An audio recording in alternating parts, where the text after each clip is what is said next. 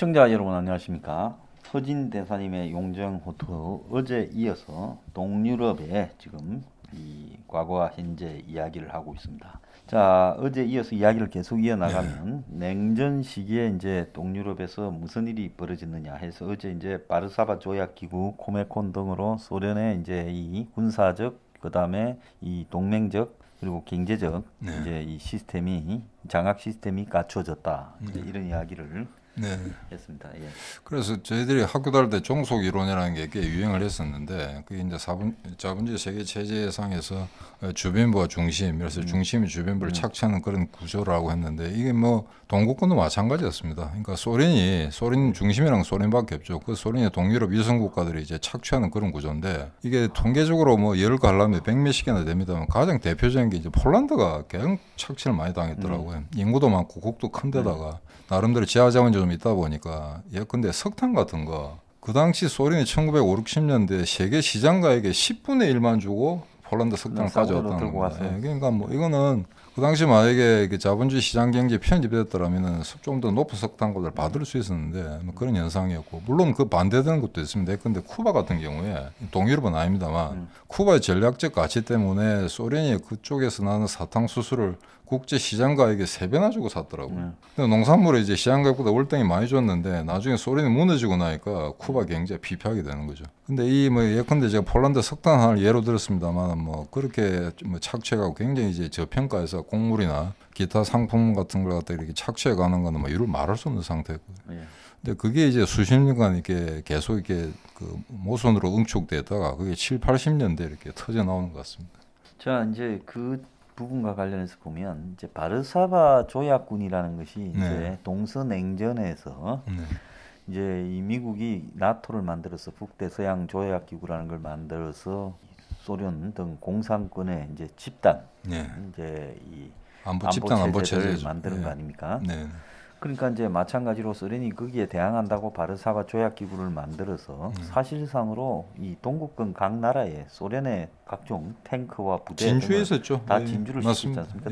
동독에도 진주를 그렇죠. 하고요. 최전선이라고. 제일 많죠. 그리고 이제 그 지역에다가 이제 이 유럽과 미국을 겨냥한 각종 그 이 중장거리 미사일과 이제 핵을 배치를 하지 않았습니까? 딱 전술 핵이었죠 그때. 그래서 이제 이 사실상 그 소련군이 이 바르사바 조약 기구를 핑계 삼아서 이제 그 헝가리 그다음에 체코 반공의거 같은 이런 부분들을 이제 저항을 진압하고 그러니까 그 현지에 주둔했었기 때문에 그런 폭동이 났을 때 모스크바에서 불러올 필요가 없었습니다. 처음에는 이제 갔는데 이제 그 뒤부터는 주둔하니까 굉장히 빠른 시일 내에 이제 그 억압을 할 수 있는데 이것도 아마 그러나마 치안적인 유지가 있었던 것 같아요. 만약에 거기에 소위 말해서 반공의거라든가 그다음에 반소 혁명 쿠데타 같은 게 났을 경우에 즉각적으로 소련군이 제압할 수 있도록 아마 그런 내부 장치의 역할도 크지 않나 그렇게 생각됩니다. 그래서 이제 제한 주권이라는 말이 나왔죠. 그 브레즈네프 때 그 1950년은 헝가리 그다음에 의가 있었습니다만 브레즈네프가 직접 이야기한 건 1968년 체코 반소 그때 말이 안 되죠. 그러니까 처음에는 그 이론들 뚫고 나오기 전에는 우리는 동유럽 위성 국가가 아니다. 다 모두 다 독립된 주권을 가진 엄연히 유엔 가맹국이다라고 이야기를 했습니다만 막상 헝가리에서 체코에서 난리가 나니까 그거를 합리화하기 위해서 제한 주권이라는 것들을 만드는데 이게 큰 파장을 불러오는 게 여기서 중소 분쟁이 굉장히 악화됩니다. 중국이 그 당시로 이제 1968년 같으면 막 문혁을 시작해 2년쯤 지났을 때 아닙니까? 경제가 굉장히 피폐해졌을 때인데 이 모택동에 보니까 이거 소련놈들 봐라. 자기 말 안 듣는다고 아무한테나 그냥 군대 주둔해가지고 억압시켜 버리냐. 그래서 여기서 가장 그 본질적으로 이렇게 소련과 중국 간에 갈등이 첨예가 되는 그런 계기가 됐었고 이것 때문에 알바니아도 사실은 돌아서게 됩니다. 알바니아가 원래 좀 친중적이었는데 이 사건이 터짐으로써 알바니아가 완전히 중국 모택동에 붙어버리게 되는 거죠. 알바니아 또 당시 뭐 세계적인 독재자 호자. 그 당시 저희들 학교 다닐 땐 그런 이야기 들었습니다만 알바니아가 북한 다음으로 가장 악랄한 체제다라고 했는데 제가 유럽에서 알바니아 사람 물어보니까 너가 알바니아 안 살아봐서 모른다는 거예요. 북한보다 더 알지 모른다는 이야기에서. 당시에 이제 제한 주권론 그 파장이 그 이제 갔는데 알바니아 같은 경우에는 그 당시에 보면 굉장히 작은 나라인데도 국민들을 다 이렇게 통치하면서 그 나중에 보면 알바니아 전체가 벙커화돼 있었다 뭐 이렇게 거기 뭐 게리슨 스테이트, 예, 북한하는 거 유사한 네. 뭐 그 나라가 뭐 쳐들어가서 먹을 것도 없는데 예. 웬 그래 요새나 무슨 토치카노 많이 만들었는지.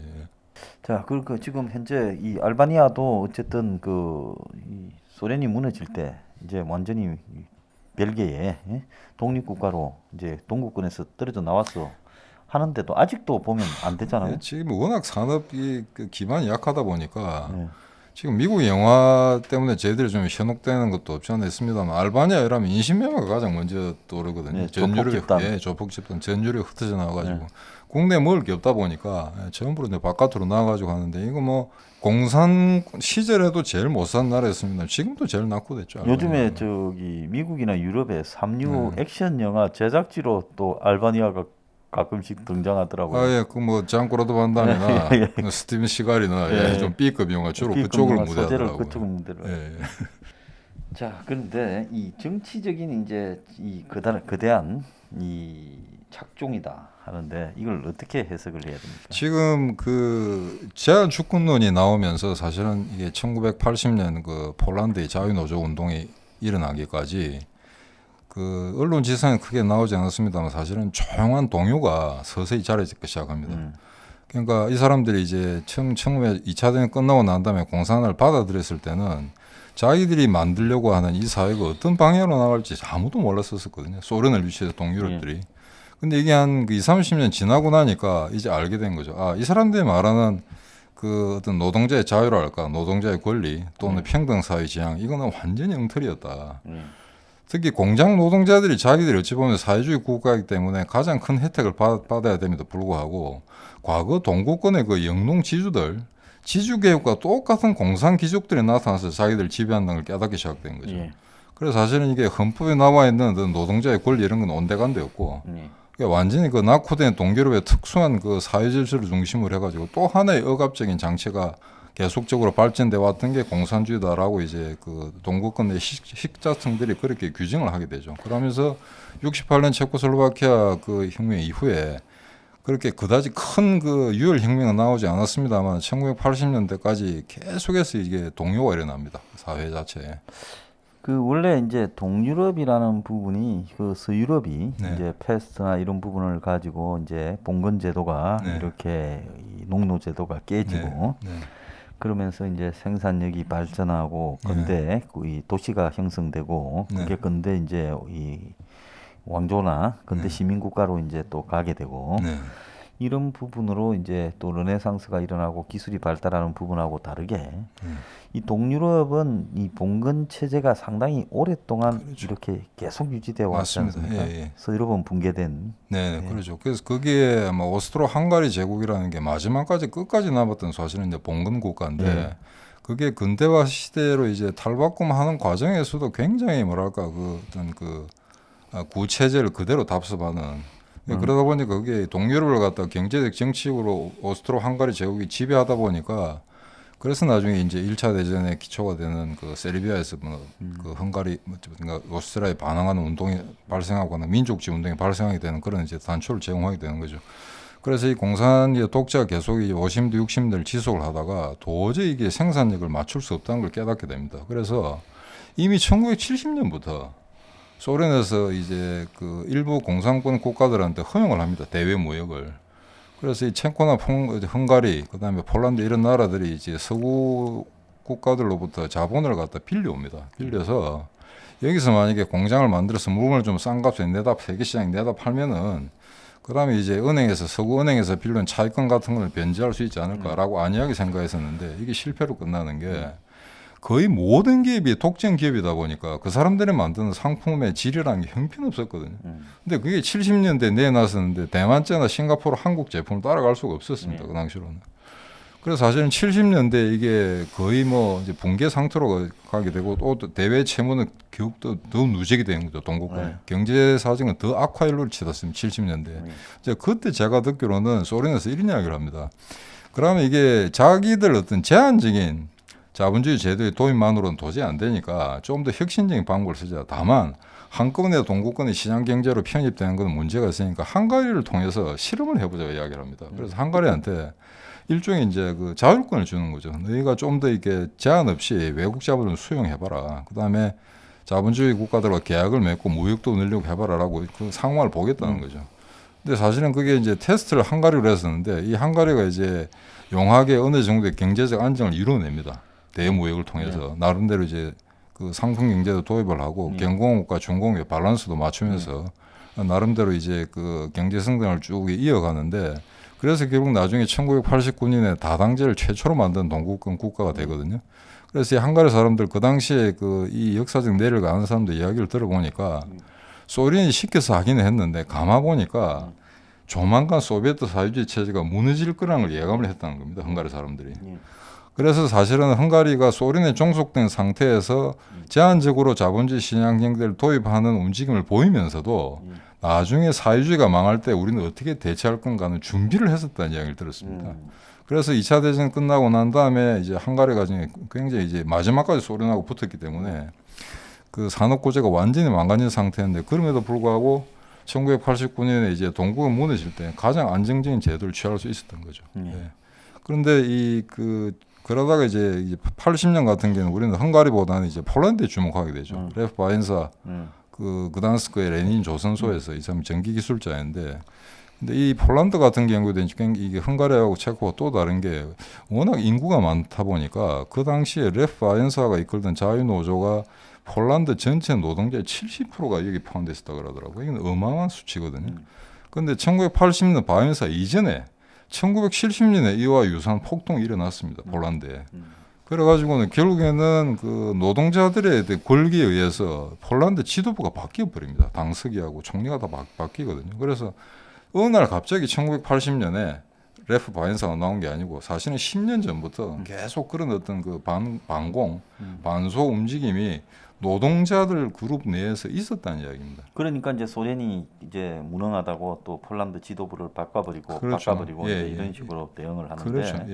기본적으로 폴란드라는 나라 자체가 이제 워낙 뒤에 만들어졌지만은 2차 대전 때 비극도 겪었고 또 민족주의 성향이 강해가지고 소련이 이제 폴란드를 통치하는데 굉장히 애는 이제 폴란드가 제일 많이 미긴 것 같아요. 크게 무슨 저항은 안 했지만 감정적으로 제일 싫어하죠. 제일 폴란드 그러시죠. 제일 싫어하니까. 그래서 그때 아마 기억나실 겁니다. 그 바이엔사가 한참 설치고 난 다음에 야루젤스키라는 그 장군이 사람이 진압을 하는데 그것도 이런 이야기했더라고요.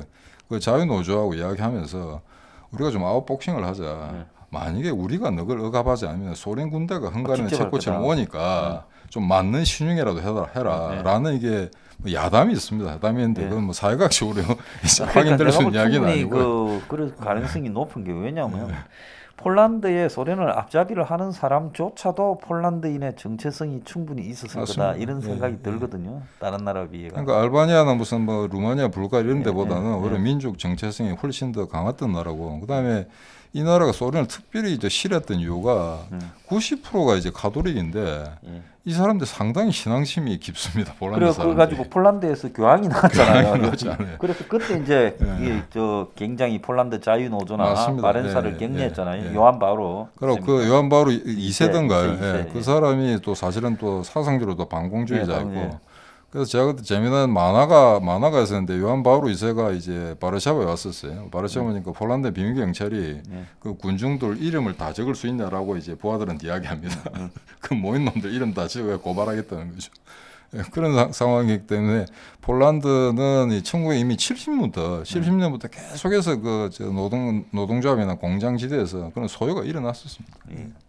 자, 그래서 이제 이 소련이 이 당시 이제 동구권 이 자신들의 위성 국가에게 이제 제한된 자본주의 실험을 아까 헝가리 같은 데서도 했고 하지만은 이게 이제 터지기는 91년 전으로 터졌지만은 이제 터지는 그런 과정을 예비한 내태된 이제 소련의 이 위성 통치의 한계가 점차적으로 계속 드러나기 시작했던 거 아닙니까? 그렇죠. 그래서 그 브레즈네프의 제한 주권이라는 것은 형식적으로는 그 체코 의거 1968년의 기점입니다만 그 이후부터 70년대 초부터 이제 그 소련 러시아 동구권 경제가 계속해서 이제 급격하게 나락으로 떨어집니다. 예. 그러니까 정치적으로 민주화라는 건 요원하다는 거, 그다음에 경제적으로 우리는 도저히 서구 자본주의가 따라갈 수 없다는 거. 여기에 이제 소위 말해서 그 뭐 시민, 폴란드나 체코, 동유럽의 시민이라고 해야 될까, 노동자 계급이라 해야 될까, 이 사람들이 엄청난 좌절에 빠집니다. 그러니까 자기들이 수십 년 동안 헛고생했다는 걸 알게 되는 거죠. 거기서 이제 서서히 소위 말해서 공산주의에 대한 운동을 이제 시작하게 되는데, 그래서 어느 날 갑자기 뭐 독일이 통일되고 소련이 무너진 건 아니고요. 그게 굉장히 이렇게 뭐라 그럴까, 사회 저변에서부터 이런 움직임이, 반발의 움직임이 있었던 거죠. 그러게 터지는 거지. 동독 통일됐다고 소련이니까 그 거대한 국가 다 무너질까요? 그건 아니거든요. 그럼 그 부분에서 보면 독일 잘 아시겠지만은 동독 그 공산당이나 지도부조차도 네, 이 소련이 뭐 가장 완벽하게 통치한 것처럼 비춰졌지만은 내부에 좀 이 균열이 시작되기 그렇죠. 가장 먼저 마찬가지입니까? 가장 먼저 했었으니까. 근데 제가 방금 운이 좋았던 거는 89년에 제가 독일에 유학 갔을 때, 통일되기 전에 그때 이제 그 현장을 직접 봤었기 때문에 굉장히 유익한 시간이었습니다. 시간이었고, 그 당시 제가 독일에 있을 때 상당히 많은 수의 이제 동구권의 이제 학자들, 유학생들이 독일 쪽에 유학 와 있었거든요. 그래서 그 사람들하고 이제 독일어를 배우기 위해서 일부러 이제 커피를 마시고 식사를 같이 했었습니다. 그래서 그 당시 사람들 실제 그 사람들 느끼는 거, 그러니까 직접 들었었는데, 저희들이 방공 교과서에서 배우던 그거보다도 더 처참하더만요, 보니까.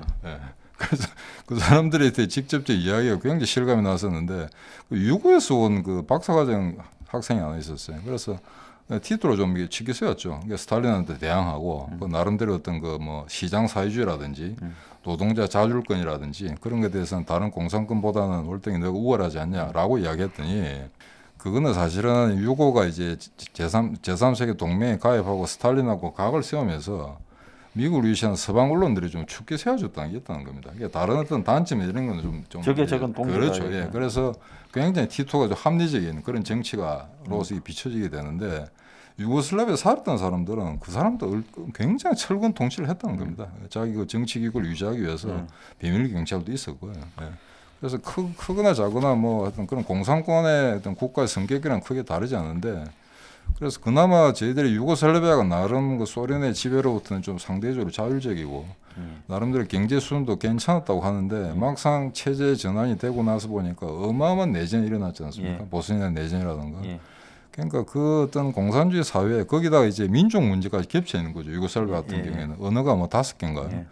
그다음에 민족은 뭐 한 7개가 다르고, 그런 게 하나의 유고슬라비아 연방이라는 걸 억지로 독립된 어떤 공화국을 만들고 있었기 때문에 그런 모순이 이제 체제 전환기에 다 적나라하게 드러났던 거죠. 그러니까 이제 이 동구권 나라들이 이중의 감시 체제가 있었다. 하나는 소련이 이제 그 KGB나 그 군대를 보내서 그 나라 정권이나 국민들을 감시하고 반체제를 감시했고, 또 동구권 나라들이 하나같이 가지고 있던 특징들이 동구권의 지배층들이 자기 지배를 갖다가 허약하니까, 기본적으로 소련을 덩어에 업고 지배를 하니까, 그렇죠. 그 나라의 이제 국민들의 이 삶을 감시하는. 그래서 이제 영화 타인의 삶입니까? 그거 보면 동독의 슈타시가 그 이 동독의 이 도청, 온갖 그 이 문학의 인사 뭐 이런 사람들을 감시 도청하는 내용을 뭐 서독에서는 편지 다 검열하고 뭐 이런 그런 장면들 나옵니다. 그래서 결국은 이제 이 전반적인 억압과 감시, 철근 통치로 유지되어 오던 시스템이 결국은 이제 가면 갈수록 경제적 상황이 더 악화돼 가면서 소련이 힘들어지니까 뭐 동구권도 같이 경제가 종속돼 있으니까. 그렇죠. 소련이 망하면 또 자동 붕괴되는 거죠. 그러니까 막 소련이 이제 이 망하는 국면쯤 되어 가서는 80년대 이제 중후반을 넘어서면서는 동구권도 굉장히 어려워지면서 동구권 자체에 이제 버텨오던 이 통치 기반이 무너지기 시작했다, 이렇게 봐야 안 되겠습니까? 그래서 여기서 아까 그 동구권 여러 국가들의 어떤 차이점과 유사점에 대해서 잠깐 언급한 적이 있는데, 결국에 뉴스를 타게 되는 거는 폴란드, 체코, 헝가리 이 세 나라거든요.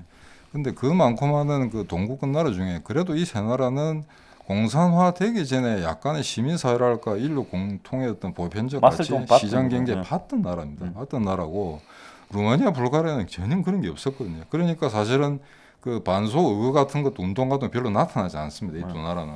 불가리아, 루마니아 굉장히 낙후된 나라였고요. 그다음에 헝가리는 특별하게 1917년에 러시아 혁명이 있었지 않습니까? 예. 근데 불과 2년 뒤인 1919년에 쿤 벨라라는 사람이 헝가리는 저 서방하고 달라서 우리처럼 이름이 성이 앞에 옵니다. 예. 어느 쪽이 맞는지 모르겠는데 쿤 벨라인지 벨라 쿤인지. 근데 이 사람이 적색공화국이라는 걸 만듭니다. 이게 1919년입니다. 예. 그러니까 러시아, 소련 다음으로 아마 세계에서 두 번째 사회주의 공화국이죠. 근데 이걸 하면서 헝가리가 굉장히 좌절을 겪습니다. 아, 이거 실험해 보니까 안 된다 이거. 예. 그렇기 때문에 사실은 헝가리에 소위 말해서 극좌파 세력도 많이 있습니다만 지금도 그때 경험에 1919년에 했던 그 역사적 경험의 실패, 그다음에 1956년에 이제 반소의거. 그 사이에 헝가리에서 벌어졌던 게 이제 이 좀 우파 군대나 이런 그렇죠. 쪽이 2차 대전에 고레티 섭정이라고 해가지고 헝가리에 있는 그 좌파 세력들하고 또 싸움은 내부에서 싸움이 벌어지지 않습니까? 그렇죠. 그러다 보니까 지금 그런 연유 때문에 지금도 헝가리의 극우파 세력이 굉장히 강합니다. 심지어 이제 극우파 노래만 부르는 락 밴드까지 있거든요. 헝가리 자체가 지금 거의 전체주의 극우 국가로 지금 오르반 같은 경우에 되게 좀 그런. 나중에 이제 경제 부분 설명할 때 말씀드리겠습니다만은. 근데 이제 이게 좀 불안한 게 동유럽에 그나마 선도제고 좀 장래가 보장된 나라로 생각했던 체코, 폴란드, 헝가리 이 세 나라 중에 지금 폴란드하고 헝가리가 거의 사실은 극우 민족주의 국가 같은 이런 국가 나오거든요. 체코는 조금 그건 아닌 것 같습니다. 현재는. 그래서 이 선도주의 국가들이 이런 미래를 그린다면은 뭐 나머지 동구권의 그 저소득층 국가들은 볼 거 없거든요. 그래서 이게 하나의 중요한 팩트고 또 하나는 아까 소장님 말씀하신 그 동서독 통일이라든가 그다음에 폴란드의 어떤 자유노조 운동 이걸 가만히 보시면은 하나 재밌는 거는 그 사람들이 공산당이라는 게 사회당도 마찬가지고 노동자의 천국을 만들겠다고 자기들 체제를 만들지 않았습니까? 근데 결국 폴란드와 동독이나 유사한 국가들 보면은 노동자들이 들고 일어나서 그 체제를 무너뜨립니다. 그러니까 지금 이제 폴란드 같은 경우는 여러분 다 아시겠죠. 그러니까 자유노조가 폴란드 노동계 70%를 장악할 정도로 가장 큰 세력이었다는 거. 그게 결국 체제를 무너뜨리거든요. 근데 제가 그 1989년 그다음에 통일되고 그 체제 무너지기까지 한 2년을 독일에 있었는데 그때도 보면은 사실은 라이프치히 같은데 동독에서 데모로 주됐던 거는 다 독일 노조들이었습니다. 그래서 처음에 이 사람들이 이제 그 어떤 체제 저항 운동을 하니까 나중에는 이제 골수 좌파에 나와서 데모를 하죠. 너 그 제국주의자들이다, 파시스트다라고 난리를 칩니다. 굉장히 격한 충돌이 벌어지는데 그러니까 이 동독 노장들이 다시 캐치프레이 다시 듭니다. 우리는 파시스트가 아니다. 라는 그런 캐치프레이 들고 나오거든요. 그런데 사실은 제가 그때 한국으로 돌아오네 보니까 노동자 스스로가 동독 체제를 무너뜨렸다 이런 이야기는 별로 하질 않더라고요. 그냥 서구 체계의 어떤 그 인연 대결에서 동독이 무너졌다라고 하는데 문제는 정말로 프롤레타리아 독재를 부르짖는 그 공산정권을 무너뜨렸다는 거거든요. 이거는 역사적으로 굉장히 아마 되새김해 볼 필요가 있을 것 같습니다. 그러니까 아마 그 공산주의 사회에서 다른 시민 사회에서의 저항 세력이 조직화되는 거는 감시나 이런 것 때문에 불가능했을 거고 노조는 뭐 그렇죠. 존재하고 있는 거죠. 맞습니다. 원래는 이제 의용으로 통제했겠지만은 그게 이제 노조까지 의용으로 통제 관리하는데 실패하면서 노조가 저항 세력의 가장 중심이 되었다. 그리고 또 집단 생산 체제를 갖추고 있었으니까 노조 규모가 다 엄청났잖아요. 그렇죠. 그래서 이제 그 바이언스가 그 정도 힘을 규합할 수 있었던 것도 폴란드라는 나라가 덩치가 크다 보니까 노조원 수도 많게 되는 거죠. 그러다 보니까 근데 이상하게 또 이 폴란드는 산별 노조의 세력은 또 별로 없더라고요. 그런 조직은 또 만들질 않았어요. 그러다 보니까 이게 뭐랄까 그 더욱더 통합되고 단일해도 조직화된 노조를 만들 수 있었는데 이미 1970년에 그렇게 거대한 폭동을 폴란드에 일으켰단 말입니다. 그렇게 보면은 이제 동독에서 프롤레타리아가 직접 들고 일어난 거, 폴란드 같은 경우 이제 이런 거는 노동자 스스로가 그러니까 미국의 앞잡이가 그 나라를 무너뜨린 게 아니고 거기에 살았던 사람이 소련 체제를 경험을 해보고 아 이거는 안 된다라고 스스로 혁명에 의해서 피를 흘리면서 체제 전환을 이룩했거든요. 근데 지금 이 한국에서는 왜 이러냐 이겁니다. 근데 한국의 민노총은 바이언스 이런 걸 배워야 되거든요. 그러니까 그 한국의 노조라는 부분이 그야말로 이 노동자들의 권익 대변이라는 목적조차도 아니죠. 제대로 이렇게 반영하지도 못하면서 그냥 정치 건달 조직처럼 되면서 그들만의 이해를 끌어가는 조직으로 돼 있는데 근데 이제 이 부분이 그 대기업들을 중심으로 장악되어 있거나 개별적으로 분산된 이제 그 뭐 건설 노조 같은 이런 부분에 장악되어 있으니까 저항하는 세력들이 잘 나오지 못하는 부분 속에서 저게 이제 좌파 세력의 일종의 앞잡이 기구처럼 되어버린 거죠. 그러니까 지난 동구권의 예만 보더라도 지난 50년, 70년 동안 항상 좌파는 일단 조직하는 데서는 우파보다 월등히 뛰어나죠. 능력이 뛰어나는 건 입증된 것 같습니다. 그래서 한국 사람들이 정말 모르는 게 워낙 민노총이 설치니까 저게 우리나라 노동자들은 70%가 가입된 줄 알더라고요. 근데 제가 알기로는 재작년까지 겨우 9%였습니다. 그래서 대한민국 지금 전체 노동자 지금 중에. 이제 뭐 한 110만 그렇죠. 많이 최근에 늘었어요. 100만 100만 통과했고, 넘어가죠. 예. 그러니까 한국노총, 민노총 합쳐서 예. 대한민국 전체 노동자 10%밖에 안 되거든요. 근데 얘들이 마치 노동 귀족이거든요, 분명히. 노동 귀족인데 얘들이 대한민국의 모든 가난하고 헐벗은 노동자를 대변하는 것처럼 이야기하는데 연봉 1억 같으면은 지금 고시해가지고 공무원 국장 된 사람보다 많이 받는 거거든요. 근데 이게 어떻게 피착지 계급의 대변이라 할 수 있는지. 근데 이런 모습에 대해서는 언론이나 일반 국민이 가만히 있다는 것도 큰 그것도 고민거리입니다. 고민입니다. 예. 자, 그래서 우리가 이제 동구권을 바라보면서 결국 소련이 망하면서 동구권이 독립하기 위한 찬스를 얻었지만 그렇죠. 이미 그 전에 네. 한 10년, 20년 전부터 소련의 동구권 지배에 대한 한계에 네. 부딪혔고 그래서 이제 대형 노조를 중심으로 한 이 소련 위성 정권에 대한 반정부적 행태가 계속 축제되고 있었고 생활 환경이 너무 악화되면서 대중들로부터도 인심을 상실한 채 권위주의적 국가 통치 기구를 가지고 버텨오고 있었다. 그렇죠. 뭐 그렇게 해석해야 안 되겠습니까? 그렇죠. 거기다가 이제 이 사람들이 제한적으로 네. 대여 무역에 이제 참여를 하면서 서방 세계나 다른 제3 세계 동구권의 물건을 한번 팔아보자라고 했는데 이게 결국 실패로 끝났거든요. 실제 질을 맞추지를 못했습니다. 그러니까 한국이나 일본, 대만이 만들어내던 그런 물건들과 도저히 경쟁을 할 수가 없었고 경쟁을 할 수가 없죠. 왜? 그나라 모든 기업들 국영기업에서 물건을 만들어냈었고 소위 말해서 자본주의 시장 경제의 혁신이라는 게 있지 않습니까? 이거는 다수의 기업이 경쟁하기 때문에 혁신을 하지 않는 기업은 살아남을 수 없다라는 그런 어떤 그 생존 철학에 따라서 움직여야 되는데 이 사람들은 그게 아니죠. 공장에서 그냥 뭐 불가리아 같은데 공장에서 나사 만드는 공장은 전국에 몇 개밖에 없고 모든 게 독점이기 때문에 그런 상태에서 질 좋은 상품이라고 나올 수가 없는 거죠. 특히 루마니아 같은 경우에는 뭐 거의 봉건제 국가에서 바로 이제 또 좌파 공산을 주고 했죠. 그러다가 이제 일찍 공산화가 되고 네. 그렇게 되지 네. 않았습니까? 네.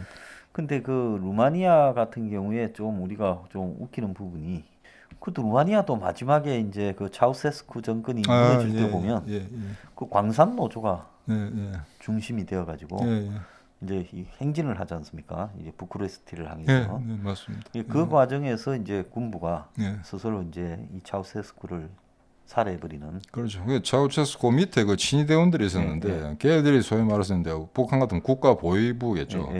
일반 시민하고 군부가 합세해서 정권을 무너뜨리는 건데 일단 동구권 무너질 때 아마 유혈 폭동 사태로 난 거는 루마니아가 유일한 케이스죠. 그러니까 루마니아가 가장 후진적으로 알바니아 비슷한 수준으로 평가됐는데 막상 무너질 때는 유혈 폭동으로 무너져 버렸다. 아 그때 그 당시에 제가 그때 독일에 있었는데 크리스마스 경이었던 걸로 알고 있습니다. 맞습니다. 무너질 굉장히 때. 추웠을 때예요. 그 차우체스코는 북한 김일성이 제일 좋아했던 사람이 차우체스코거든요. 차우체스코도 북한의 김일성 그 독재체들 보고 나름대로 이제 북한 케이스를 루마니아 이식하는 케이스였는데. 제가 그때 분명히 기억하는 생방송 아니었습니다. 9시 뉴스인데 대중 연설을 합니다. 차우세스코가. 근데 이미 그때부터 막 이야기가 나오죠. 욕을 하고 이러니까. 자기를 지지하는 사람을 모아가지고 관제 집회를 이제 반대 집회에 대해서 대항해서 하는데 거기서 또 그렇죠. 근데 이제 영어로 하면 뭐 fuck you라고 저 끝에서 오는데 이게 점점 가까이 들립니다. 그러다 보니까 차우세스코가 동무들 이러면서 분위기가 이상하니까 내려가거든요. 그러다 며칠 때 잡아서 재판도 없이 처형해 버립니다. 가장 비참한 채로 맞게 된 거죠. 근데 가보니까 뭐 변기가 황금으로 됐다든지 뭐 이런 식이었습니다. 이제 동구에서 비참한 부분이 끝이 나고 결국은 이제 해방이 되었습니다만은 동유럽이 해방되고 난 이후에 서유럽을 따라가고 또 이시에도 들어가고 이유에도 들어가고 애를 썼습니다만은 이 동유럽의 전통적인 어떤 정치, 경제, 사회 시스템과 서유럽 시스템 사이에 격차가 이제 극복되지 못하고 동유럽이 지금 보면 이 정치적으로 권위주의 국가로 간다든지 혼란이 좀 있지 않습니까? 그렇죠. 지금 30년 지났습니다만 아직 뭐 이렇게 그나마 안정을 취했다고 하는 게 저희들이 헝가리라고 평가했었는데 요 한 10년 전부터 좀 이상하게 변했거든요. 오르만이라는 사람 지금도 독재를 하고 있고. 예. 그래서 이거는 하나 이제 여기서 이제 얻어야 될 교훈은 역시 서구와 동구의 이게 질적인 차이를 여기서 알 수가 있는데 형식적으로는 이제 자유 선거가 있고 다당제를 유지를 합니다. 러시아처럼 하긴 하는데 실제 그 실천 내용은 전혀 그하고는 괴리를 가지고 있거든요. 그러니까 결국은 민주적인 절차를 네. 빌어가지고 네. 법과 제도가 변질되면서 네. 전체주의 국가로 가버리고 있다는 거. 폴란드도 지금 그렇게 좀 가고 그래서 있고. 지금 소장님하고 제가 여러 번에 걸쳐서 이렇게 세계 10대 무역 국가, 그다음에 세계가 참 부러워하는 어떤 선진 대국이라고 생각하는 한국이 이상한 방향으로 가고 있듯이 동구권의 지금 움직임을 보면 제 한국과 굉장히 비슷하다고 보거든요. 그러니까 동구권이 지금 제대로 되지 않는 이유가 옛날에 사무엘 헌팅턴이 그런 이야기를 했더라고요. 동구권 무너지고 난 다음에 이게 일당 독재가 안 되려면 계속해서 정권 교체가 이루어져야 된다. 그렇게 되면 아마 서구 자본주의와 유사한 형태가 될 거다라고 예언을 했었는데 이게 맞아떨어지지 않은 게 지금 동구권 나라도 보면 정권 교체가 자주 이루어진 나라들일수록 정치가 불안하고 경제가 엉망입니다. 그러니까 이걸 너무 심하게 했던 게 대표적인 우크라이나죠. 4, 5년 간격으로 계속 친러파, 일어나고, 뭐 유럽 하다가 결국엔 나라가 다 그냥 절단이 났지 않습니까? 그러니까 크림반도 뺏겨도 서구가 일체 뭐 경제 제재 정도지 군대 투입권 하지 않지 않습니까? 그러니까 이런 걸 보더라도 이게 이 정치적 불안정이 어떻게 경제적인 어떤 안정과 직접 연관이 있는 걸 알 수 있는 게 우크라이나에 비롯한 여러 동구권 나라들이고요. 그 다음에 여기서 하나 이게 뭐 일반화시켜서 이야기하기는 좀 힘든데 지금 그 동구권의 나라들이 아직도 정신을 못 차리는 게 이게 이제 그 사회주의를 오랫동안 하다가 자본주의 시작 이작 경기 체제로 이렇게 전환하는 과정에서 끊임없이 그 이권 집단의 그 타협이 이루어집니다. 소위 말해서 체제를 갖다 붕괴시키고 했던 그 민주포럼 같은 이런 그룹들, 반공산주의 세력들, 그 다음에 옛날에 공산 관료들, 이 사람들 경우에 따라 타협을 하는데 이게 굉장히 끔찍한 게 지금 이원 집정부제 하려는 우리 여야하고 거의 비슷한 형태를 띠거든요. 사실은 좌우 정권이 교체된 나라 꽤 많이 있습니다. 근데 헝가리 같은 경우에 여러 번 교체했었죠. 그때마다 보면은 둘 다 뜯어먹기는 마찬가지였어요. 우파가 잡든 좌파가 잡든.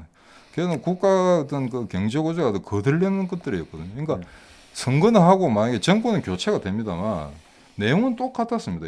뭐 보수가 잡든 진보가 잡든 똑같이 그냥 국가 경제 거들려는 게 있거든요. 그래서 만약에 이번 정권에 아마 지금 역사상 가장 아마 대한민국의 경제 기초를 흔든 정권이 되는데 이거 만약에 이원 집정부 재가지고 아마 집합적으로 거들낸다고 하게 되면 이 나라 어떻게 하는 지 모르겠습니다. 자, 동구권이 과거의 그 민주주의 역사, 시민혁명의 역사, 그 다음에 이제 선진화의 역사가 짧아서 이제 동구권의 비극이 반복되었다 이래 보는데 동구권이 아직도 이 독재 전체주의 국가로서의 방향이 더 강해지고 있고 과연 저기에 이 근대 민주주의 시스템이 도입될 수 있을 건가 하는 부분이 있는데 한국도 사실은 한 십몇 년 뭐 이렇게 87년 이후에 왔지만은 그 이후에 끊임없는 위기를 맞다가 지금 이제 국가적으로 한국의 이 정치의 방향성에 대한 지금 위기 자체까지 맞게 되는 이런 상황이거든요. 그래서 동구권에 뭐 지금도 제가 자주는 안 봅니다만 몇 사람 이제 대학 교수들하고 접촉을 기회가 있는데 이 사람들 하는 이야기가 일단 청장년층의 정치에 이제 무관심해졌다. 그러니까 이거 좌가 잡든 우가 잡든 똑같다. 우리 동유럽은 헤어나지 못한다. 근데 지금 우리나라도 아마 지금 소위 말해 청장년층의 어떤 그 탈정치와 또는 어떤 그 이념 대결 또는 어떤 이런 뭐 아주 기초적인 사회과학적 논쟁까지도 싫어하죠. 이 사람들 책도 읽지도 않고 거제도 돈이나 주면 좋아할까. 근데 이런 게 지금 소위 말해서 시민사회의 어떤 그 발전이 결여된 그 동유럽과 한국 사회 그런 데는 상당히 유사점이 많지 않나 싶습니다. 그래서 우리나라고 경제적 규모로는 뭐 오스트리아나 스페인 또는 이런 나라 압도하죠. 하는데 그 나라의 민도보다는 동유럽 수준에 더 가까운 게 아닌가 그렇게 생각하고 있습니다. 맞습니다. 한국도 민주주의가 언제나 후퇴할 수 있는 그런 수준의 나라로 전락해가고 있다. 그래서 그런 늪에 한번 빠지고 나면 이제 희한할 답이 없는데 그래서 제가 그 늪에 빠지는 이 직접적인 원인이 결국은 이제 이원 집정부제부터 시작될 거다. 그런 부분을 우리가 굉장히 잘 감시해야 된다 이렇게 생각합니다. 지금 만약에 여권에서 아주 압도적으로 이렇게 대선에 이길 만한 후보가 안 나온다면은 필연적으로 그런 방법을 쓰겠죠. 던지면 또 야권 또한 예. 제3자가 예. 먹을 수 있다. 예. 이나 이가. 네. 그렇다면 이 둘이가 다수면서 이게 불임 정당들이 네. 그렇게 야합을 좌우 야합을 할 수 있죠. 왜냐하면 동유럽 그 해체 과정에서 보면 그때 민주화 혁명을 주도했던 뭐 바웬사나 여러 가지 사람들 지도자 있었습니다만 그 사람들 몇 년 지나니까 결국 다 깜빵에 가고 다시 기득권들이 다 이제 등장을 하죠. 또 검찰에 기소되더만요 보니까 뭐 이상한 또 이권 비리 그다음에 이제 국영기 민영화하는 과정에서 리베이트하고 돈 받아먹고 뭐 이런 것들 그다음에 바웬사는 또 웃기는 게 대통령 집권 시절에 복권에 1등 당첨을 됐어요. 복권 조작했구나. 그래서 이게 도대체 뭐 하는 짓인지 이게 대통령이 복권을 왜 샀으면 바른산 대통령 된 게 비극이라고. 그래서 사실은 그 당시로서 굉장히 영웅이었죠. 지금도 이제 사진 같은 거 보면 대단한 인물이었습니다. 그다음에 완전히 그 소련 체제를 집어먹다시피 세계사적인 인물인데 나중에 말로를 보면은 동유럽의 그 민주 지사들 어디 가는지 모르겠어요. 그러니까 지금 소위 말해서 지금 이 정권에 뭐 한자리 한 사람들 나름 1980년대는 다 데모하던 다 리더들 아닙니까? 근데 지금 하는 거 보면 완전 히 그냥 독재자 얍잡이. 진보 귀족이 돼가지고 해먹을 거 다 해먹더만요. LH 사태부터 좀 비슷합니다. 자, 오늘 그 동유럽의 과거와 현재로 가는 길을 좀 알아봤습니다. 자, 다음 시간에 또 한 번 더 하겠습니다. 감사합니다. 감사합니다. 대표님.